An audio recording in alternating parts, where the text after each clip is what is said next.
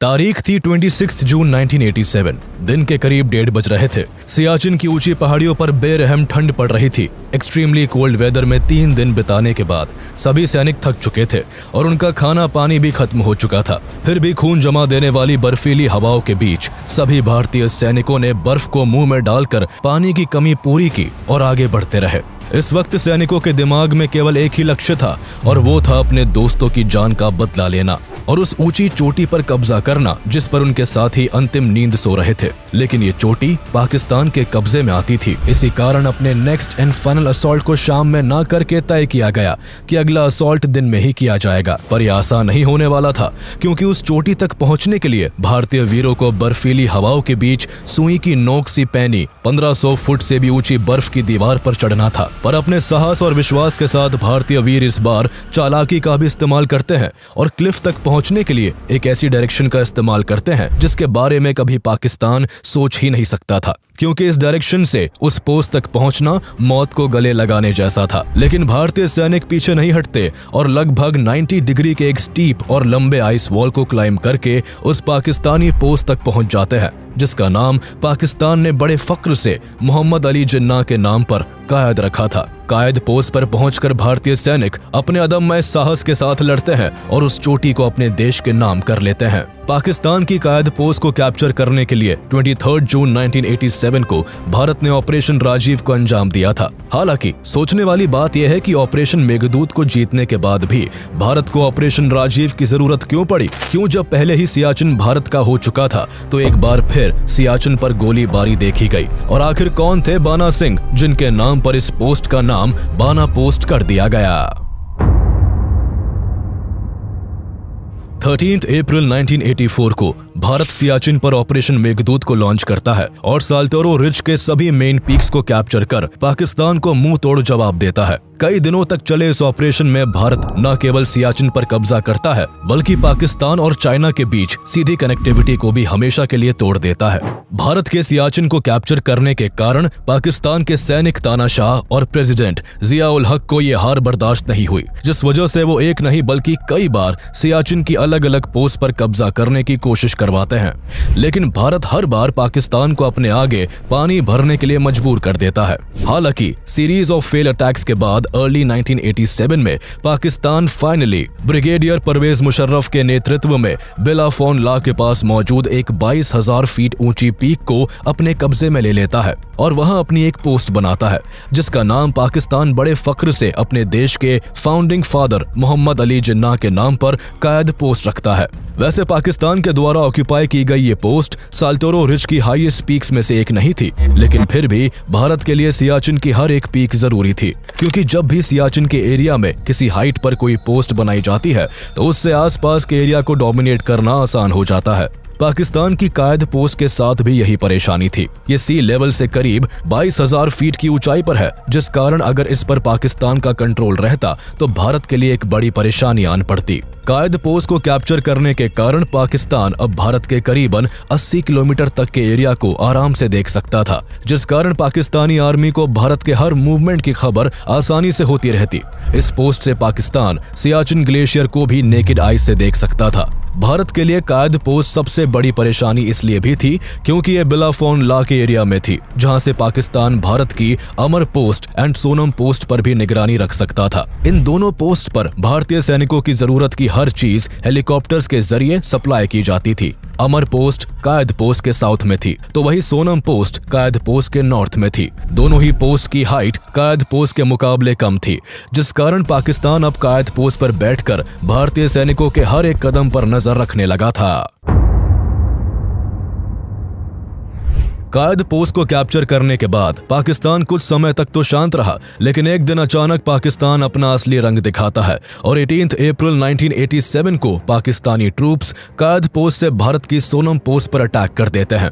इस अटैक में भारत के 2 जवान शहीद हो जाते हैं। लेकिन बात केवल यही नहीं थमती, बल्कि अब पाकिस्तानी ट्रूप्स भारत की सोनम पोस्ट पर सैनिकों को जरूरत का सामान भी सप्लाई नहीं करने दे रहे थे। सोनम पोस्ट पर आने वाले हर एक हेलीकॉप्टर पर गोलीबारी की जा रही थी, जिस कारण भारतीय सैनिकों को बेसिक नीड्स की चीजें भी पहुंचाना डिफिकल्ट हो गया था। पाकिस्तान के ऐसे रवैये को देखकर इंडियन आर्मी ने ठान लिया था कि पाकिस्तान को अब कायद पोस्ट से हटाना ही होगा। लेकिन ऐसा करना आसान नहीं था, क्योंकि पाकिस्तानी ट्रूप्स कायद पोस्ट पर बैठकर 24 घंटे भारतीय सैनिकों की निगरानी कर रहे थे। इसके अलावा कायद पोस्ट करीबन 22,000 फीट के ऑल्टीट्यूड पर मौजूद थी, जहां अटैक करना आसान नहीं था। इस पोस्ट की साइड्स भी करीबन 400 मीटर हाई आइस वॉल्स ने कवर की हुई थी। यानी इस पोस्ट पर पहुंचने के लिए 3 साइड से 80 से 90 डिग्री तक के स्टीप और लंबे आइस वॉल को क्लाइम करना था। इस खड़ी चढ़ाई के दौरान पाकिस्तान आराम से भारतीय सैनिकों को चढ़ता देख उन पर अटैक कर सकता था। इसके अलावा ऑक्सीजन की कमी भी एक बड़ी परेशानी थी। कम ऑक्सीजन के कारण क्लाइम करने में ज्यादा समय लगता था। दिन के समय बर्फ के तूफान आना तो आम बात थी, लेकिन रात को विजिबिलिटी एकदम कम हो जाया करती थी। साथ ही टेम्परेचर भी गिरता चला जाता था। पाकिस्तान के लिए भी इस पोस्ट की रखवाली करना कोई मामूली बात नहीं थी। इस पोस्ट की सिक्योरिटी के दौरान कई पाकिस्तानी सैनिक मारे गए थे। नवंबर 1986 में मौसम खराब होने के कारण एक डेडली बर्फीली तूफान में इस पोस्ट पर मौजूद सभी पाकिस्तानी ट्रूप्स मारे जाते हैं, सिवाय लेफ्टिनेंट जफर अब्बासी के। हालांकि इस तूफान में लेफ्टिनेंट जफर अब्बासी भी अपने दोनों पैर गंवा देते हैं। कुल मिलाकर कायद पोस्ट को कैप्चर करना काफी जोखिम भरा था, लेकिन इंडियन आर्मी हाथ पर हाथ रखकर नहीं बैठ सकती थी, जिस कारण कायद पोस्ट को कैप्चर करने के लिए भारत एक प्लान बनाता है। लेकिन प्लान को एग्जीक्यूट करने से पहले Bharat 8 Jammu and Kashmir light infantry की एक यूनिट को कायद पोस्ट तक पेट्रोलिंग के लिए भेजता है, जहां इनका काम कायद पोस्ट तक के एरिया को एनालाइज करना और ये पता लगाना था कि पोस्ट पर असल में कितने पाकिस्तानी ट्रूप्स मौजूद है। साथ ही पोस्ट पर मौजूद आर्म्स एंड एम्यूनिशन के बारे में जानना भी इस पेट्रोलिंग का एक मेन कारण था। 8 Jammu and Kashmir light infantry की ये यूनिट हाल ही में सियाचिन के एरिया में इंडक्ट की गई थी। यूनिट को चुनने के बाद सभी सोल्जर्स को प्रॉपर ट्रेनिंग एंड इंस्ट्रक्शंस दिए जाते हैं, जिसके बाद मई 29 को 8 Jammu and Kashmir light infantry के 13 मेंबर्स को कायद पोस्ट की ओर भेजा जाता है। इस टास्क को सेकंड लेफ्टिनेंट राजीव पांडे के द्वारा लीड किया जाता है। राजीव पांडे एक होनहार और यंग ऑफिसर थे, जिनके साहस और वीरता की कहानी पूरी यूनिट में फेमस थी। राजीव पांडे को ये इंस्ट्रक्शंस दिए जाते हैं कि वो अपने टास्क के दौरान कायद पोस्ट तक पहुंचने के लिए बेस्ट अप्रोच रूट को आइडेंटिफाई करे और रोप से उन रूट्स को मार्क कर दे जो कायद पोस्ट तक जाने के लिए आसान है।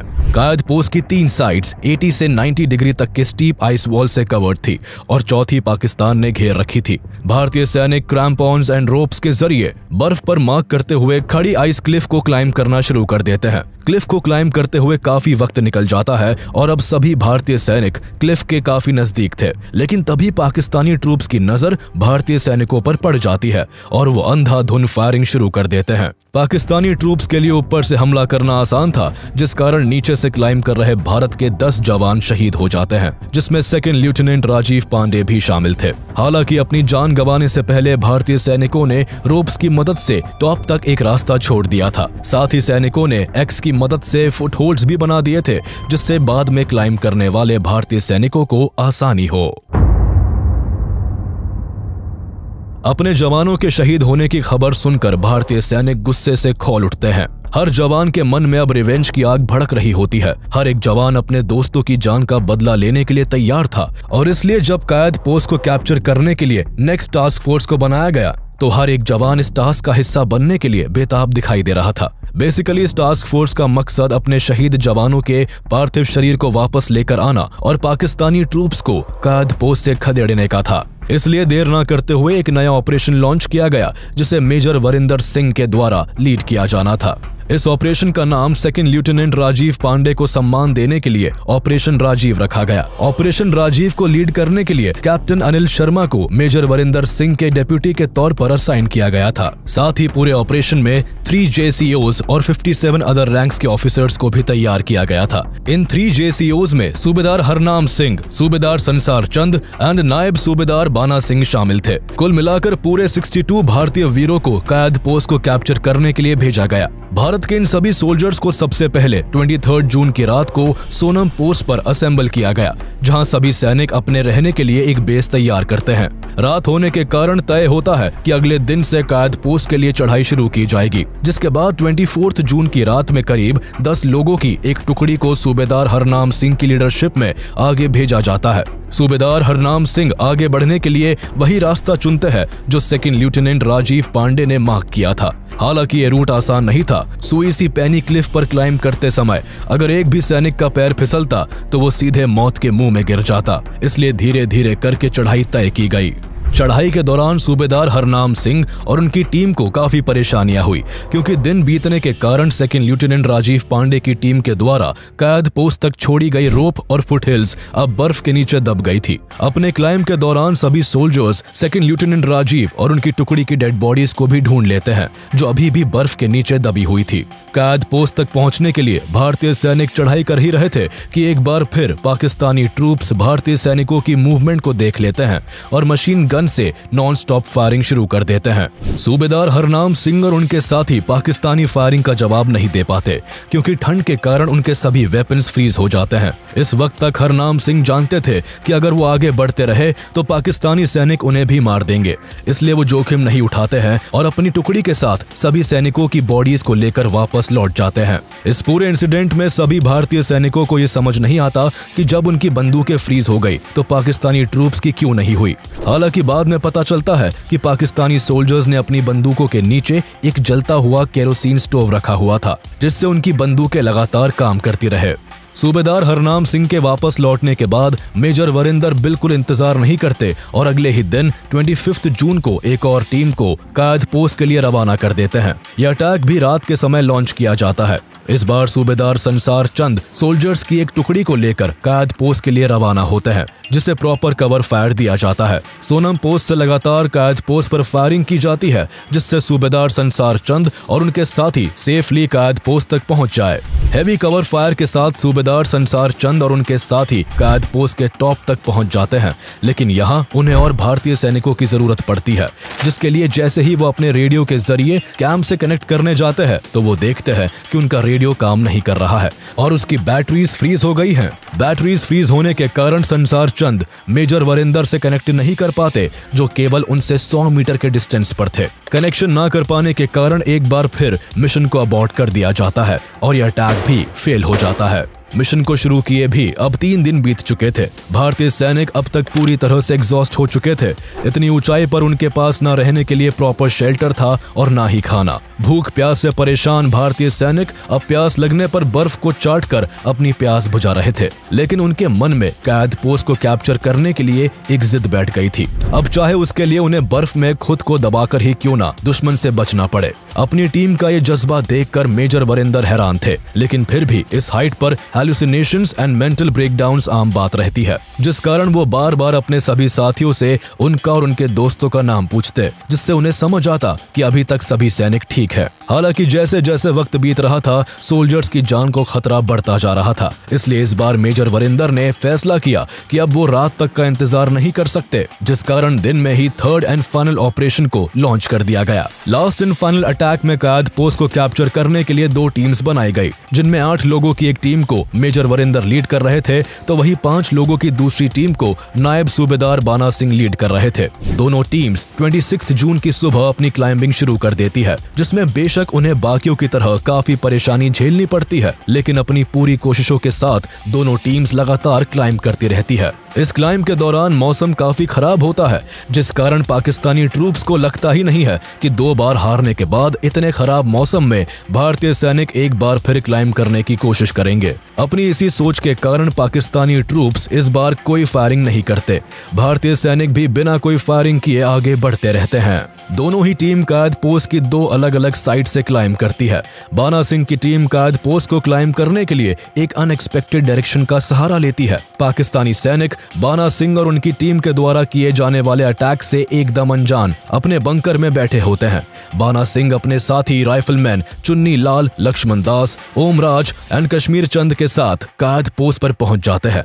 मौसम खराब होने के कारण बाना सिंह और उनकी टीम को कोई कवर फायर भी नहीं मिल पाता। विजिबिलिटी काफी कम होने के कारण बाना सिंह जब कैद पोस्ट पर पहुंचते हैं तो देखते हैं कि वहां पाकिस्तान का केवल एक बंकर है, जिसमें कुछ पाकिस्तानी ट्रूप्स बैठे हैं। ये देखकर वो पहले एक ग्रेनेड को पाकिस्तानी बंकर में फेंक देते हैं। इस अटैक में कई पाकिस्तानी सोल्जर्स मारे जाते हैं, लेकिन बचे हुए पाकिस्तानी सैनिक फौरन अटैक करने के लिए आगे बढ़ते हैं। हालांकि ये हमला करने के लिए जैसे ही बाना सिंह और उनके साथी हथियार उठाते हैं, उन्हें पता चलता है कि उनके हथियार ठंड के कारण काम नहीं कर रहे। अब बाना सिंह के पास हैंड टू हैंड कॉम्बैट के अलावा कोई और चारा नहीं बचा था। बाना सिंह और उनके साथी भूखे, प्यासे और थके हुए हाथ से ही लड़ने लगते हैं। कई दिनों की थकावट, ठंड, भूख और प्यास को भूलकर बाना सिंह और उनके साथी हैंड टू हैंड कॉम्बैट में ऐसी लड़ाई लड़ते हैं कि 6 पाकिस्तानी सोल्जर्स मारे जाते हैं। बाकी के बचे हुए पाकिस्तानी सैनिक अपनी जान बचाने के लिए क्लिफ से छलांग लगा देते हैं, जिसके बाद फाइनली कई दिनों की मेहनत और कई जवानों की शहादत के बाद भारतीय सैनिक कायद पोस्ट को अपने देश के नाम कर लेते हैं। इस पूरे मिशन के दौरान मेजर वरिंदर को भी भारी चोटें आती है। आर्टिलरी एयरबस के कारण उनकी चेस्ट एंड टोर्सो पर गहरी चोट लगती है, लेकिन फिर भी वो अपने साथियों के साथ आगे बढ़ते रहते हैं। हालांकि गंभीर चोटें आने के बाद भी मेजर वरिंदर की जान बच जाती है, क्योंकि भारी ठंड के कारण उनका खून जम जाता है और घाव से ज्यादा ब्लड लॉस नहीं होता। 1500 फुट से भी ऊंची आइस वॉल को क्लाइम करके 22,000 फीट ऊंची पीक को सब जीरो कंडीशंस में हैंड टू हैंड कॉम्बैट करने के बाद भारतीय सैनिक इसे जीत लेती है। कायद पोस्ट पर अपना कंट्रोल स्टैब्लिश करने के बाद भारतीय सैनिक पाकिस्तानी मशीन गन्स को पाकिस्तानी पोजीशंस पर ही तान देते हैं। हालांकि पाकिस्तान दोबारा कई बार इस पोस्ट को हासिल करने की कोशिश करता है, लेकिन हर बार असफल ही रहता है। बाना सिंह के साहस और वीरता को देखते हुए कायद पोस्ट का नाम बदलकर बाना पोस्ट कर दिया जाता है और उन्हें परमवीर चक्र से सम्मानित किया जाता है। सूबेदार हरनाम सिंह और सूबेदार संसार चंद को भी महावीर चक्र से सम्मानित किया जाता है। वही major Varinder and second lieutenant Rajiv Pande को वीर चक्र से सम्मानित किया जाता है। इसके अलावा राइफलमैन चुन्नी लाल और ओमराज को उनके साहस के लिए सेना मेडल से नवाजा जाता है।